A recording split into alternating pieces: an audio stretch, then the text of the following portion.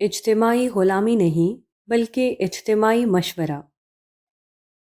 اجتماعی غلامی کے حوالے سے ہونے والی اس بحث میں ہم نے ابھی تک یہ دیکھا ہے کہ قدیم دنیا میں وہ کیا وجوہات تھیں جن کی بنا پر اجتماعی غلامی کی برائی کو انسانیت نے ملوکیت کے نام پر قبول کر لیا، اور اسلام نے کس طرح اس اجتماعی غلامی سے انسانیت کو نکالنے کی بھرپور کوشش کی۔ ہم نے گفتگو اس بات پر ختم کی تھی کہ گو دنیا اجتماعی غلامی کی لعنت سے اسی طرح چھٹکارا پا چکی ہے جس طرح انفرادی غلامی سے چھٹکارا پایا تھا، مگر بدقسمتی سے مسلمانوں کی ایک بڑی تعداد، خاص کر ان کا مذہبی طبقہ، آج بھی بعض تاریخی، سیاسی و نفسیاتی اور نظریاتی و علمی بنیادوں پر اجتماعی غلامی کو آئیڈیلائز کرتا ہے۔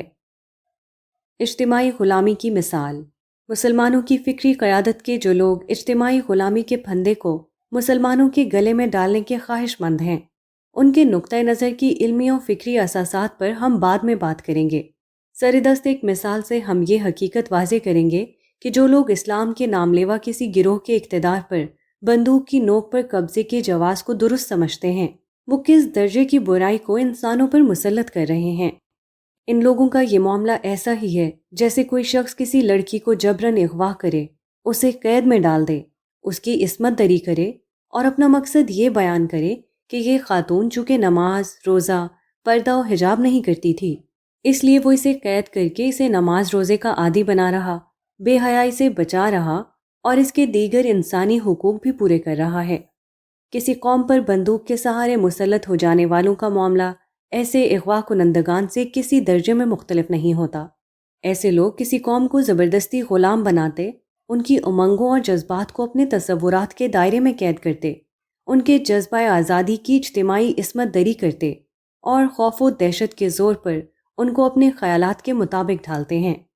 ایسا کرنے والے لوگ یہ بات نہیں سمجھتے کہ در حقیقت وہ لا اکراہ فی الدین اور امرہم شوری بینہم جیسے بنیادی قرآنی احکام کی کھلی خلاف ورزی کر رہے ہیں۔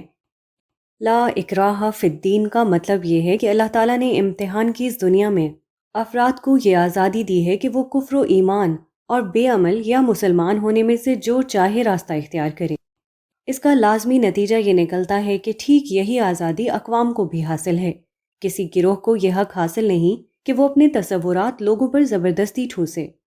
جو لوگ ایسا کرنے کی کوشش کرتے ہیں وہ ایک طرف لوگوں کو منافق بننے پر مجبور کرتے ہیں اور دوسری طرف وہ اللہ تعالیٰ کی امتحان کی اس پوری اسکیم کو باطل کرنے کی کوشش کرتے ہیں جس کے تحت انہوں نے ہر فرد کو یہ اختیار دیا ہے کہ وہ جو چاہے راستہ اختیار کرے۔ اس راستے کا نتیجہ البتہ آخرت کے دن انسانوں کے سامنے پوری طرح آ جائے گا، جب نیک لوگ جنت میں اور نافرمان جہنم میں جائیں گے۔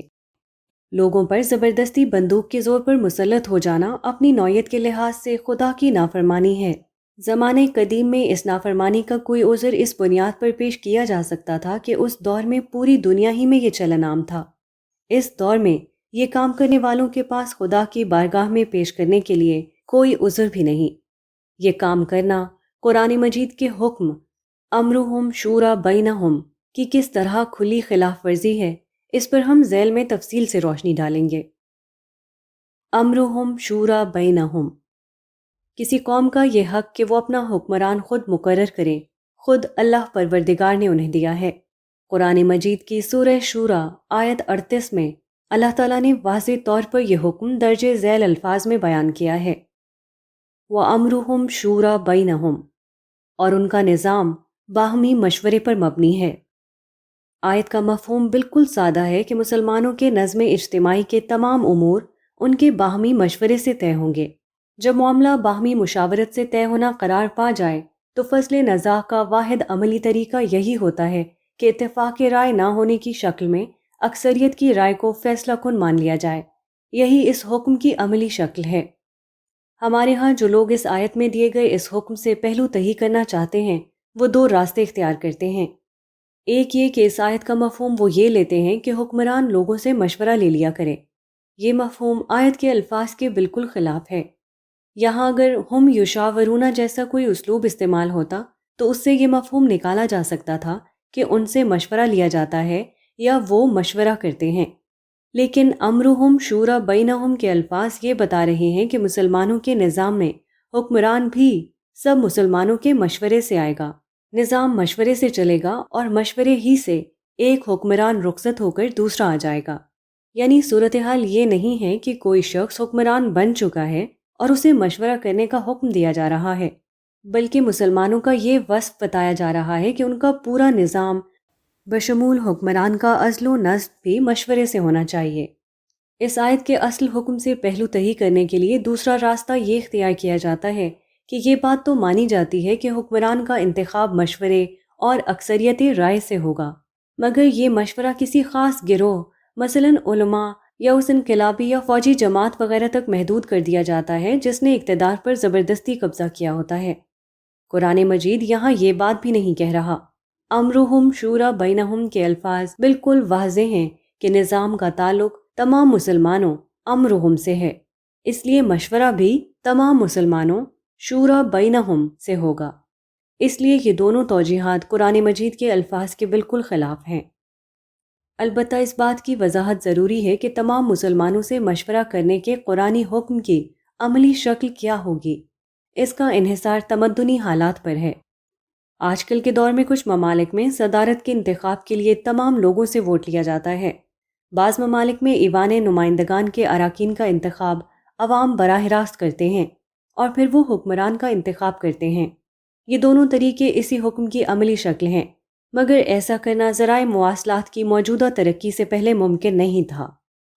مسلمانوں کی تاریخ میں صحابہ کرام نے زمانہ قدیم کے تمدن میں اپنے دور کے لحاظ سے اس حکم پر عمل کیا تھا۔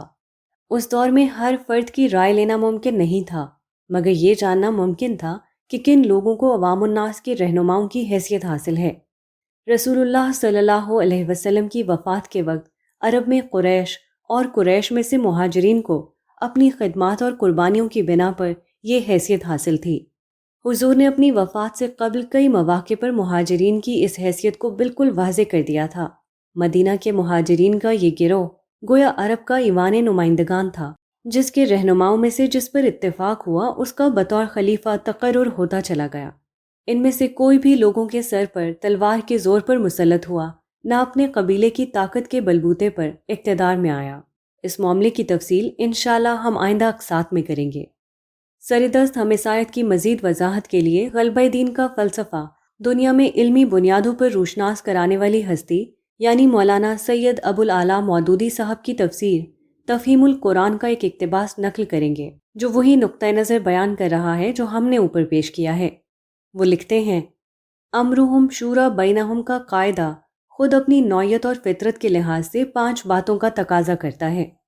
اول یہ کہ اجتماعی معاملات جن لوگوں کے حقوق اور مفاد سے تعلق رکھتے ہیں انہیں اظہار رائے کی پوری آزادی حاصل ہو، اور وہ اس بات سے پوری طرح باخبر رکھے جائیں کہ ان کے معاملات فی الواقع کس طرح چلائے جا رہے ہیں، اور انہیں اس امر کا بھی پورا حق حاصل ہو کہ اگر وہ اپنے معاملات کی سربراہی میں کوئی غلطی یا خامی یا کوتاہی دیکھیں تو اس پر ٹوک سکیں، احتجاج کر سکیں، اور اصلاح ہوتی نہ دیکھیں تو سربراہ کاروں کو بدل سکیں۔ لوگوں کا منہ بند کر کے اور ان کے ہاتھ پاؤں کس کر اور ان کو بے خبر رکھ کر ان کے اجتماعی معاملات چلانا صریح بددیانتی ہے، جسے کوئی شخص بھی امرہم شورا بینہم کے اصول کی پیروی نہیں مان سکتا۔ دوم یہ کہ اجتماعی معاملات کو چلانے کی ذمہ داری جس شخص پر ڈالنی ہو اسے لوگوں کی رضامندی سے مقرر کیا جائے، اور یہ رضامندی ان کی آزادانہ رضامندی ہو، جبر اور تخویف سے حاصل کی ہوئی یا تحریص و اطماع سے خریدی ہوئی یا دھوکے اور فریب اور مکاریوں سے کھسوٹی ہوئی رضامندی در حقیقت رضامندی نہیں ہے۔ ایک قوم کا صحیح سربراہ وہ نہیں ہوتا جو ہر ممکن طریقے سے کوشش کر کے اس کا سربراہ بنے، بلکہ وہ ہوتا ہے جس کو لوگ اپنی خوشی اور پسند سے اپنا سربراہ بنائیں۔ سوم یہ کہ سربراہ کار کو مشورہ دینے کے لیے بھی وہ لوگ مقرر کیے جائیں جن کو قوم کا اعتماد حاصل ہو، اور ظاہر بات ہے کہ ایسے لوگ کبھی صحیح معنوں میں حقیقی اعتماد کے حامل قرار نہیں دیے جا سکتے، جو دباؤ ڈال کر یا مال سے خرید کر یا جھوٹ اور مکر سے کام لے کر یا لوگوں کو گمراہ کر کے نمائندگی کا مقام حاصل کریں۔ چہارم یہ کہ مشورہ دینے والے اپنے علم اور ایمان و ضمیر کے مطابق رائے دیں، اور اس طرح کے اظہار رائے کی انہیں پوری آزادی حاصل ہو۔ یہ بات جہاں نہ ہو جہاں مشورہ دینے والے کسی لالچ یا خوف کی بنا پر یا کسی جتھا بندی میں کسے ہوئے ہونے کی وجہ سے خود اپنے علم اور ضمیر کے خلاف رائے دیں، وہاں در حقیقت خیانت اور غداری ہوگی، نہ کہ امرہم شورا بینہم کی پیروی۔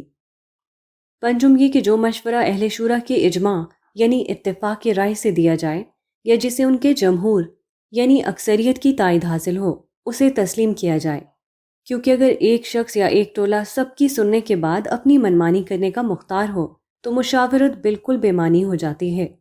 اللہ تعالیٰ یہ نہیں فرما رہا ہے کہ ان کے معاملات میں ان سے مشورہ لیا جاتا ہے، بلکہ یہ فرما رہا ہے کہ ان کے معاملات آپس کے مشورے سے چلتے ہیں۔